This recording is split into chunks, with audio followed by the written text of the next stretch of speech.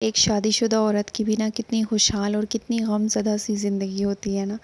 صبح سویرے اٹھنا، شادی سے پہلے جو تھا تو صبح نماز پڑھنے کے بعد سو جایا کرتے تھے۔ اب ایسا نہیں ہوتا ہے، اب ناشتے کی فکر ہوتی ہے، گھر کی صفائیوں کی فکر ہوتی ہے،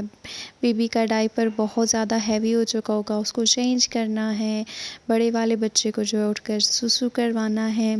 پھر ان کو چینج کر کے ان کو اچھے سے فریش کر کے پھر دوبارہ سے ان کو سلانا ہے، پھر سلانے کے بعد جو ہے نا اپنے گھر کے باقی سارے کام ختم کرنے ہیں۔ پھر جب سارے کام ہو جاتے ہیں اس کے بعد کھانا بنانا ہے، کھانا بنانے کے بعد جو ہے نا کچھ اسٹیچنگ وغیرہ جو عورتیں کرتی ہیں یا جن کا کام ہے تو وہ پھر اسٹیچنگ وغیرہ میری طرح کرتی ہوں گی، پھر اسٹیچنگ والے کام سے فارغ ہو کر تھوڑی سی کٹنگ کر کے رکھ لینا۔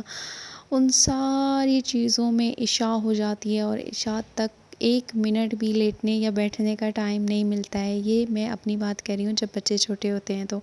اس کے باوجود اگر کسی چیز میں کوئی مسنگ ہو جائے تو پھر ہسبینڈ سے جو میٹھی سی ڈانٹ پڑتی ہے نا اس کا تو آپ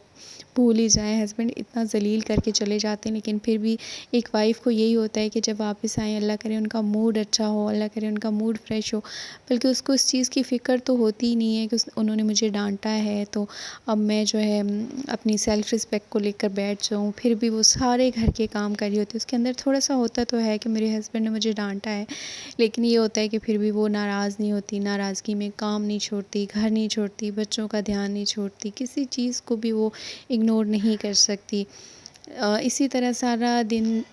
تھک ہار کے جب رات کو لیٹو تو پھر رات کو جو چھوٹے بچے ہوتے ہیں، شیر خور بچے ہوتے ہیں، وہ بچے تو بالکل بھی سونے نہیں دیتے، ان کو کوئی ٹائمنگ نہیں ہوتی، ان کا بس اٹھنے سونے کا کوئی ٹائمنگ نہیں ہوتی۔ رات کو 2 بجے اٹھ کے کھیلنا شروع ہو جائیں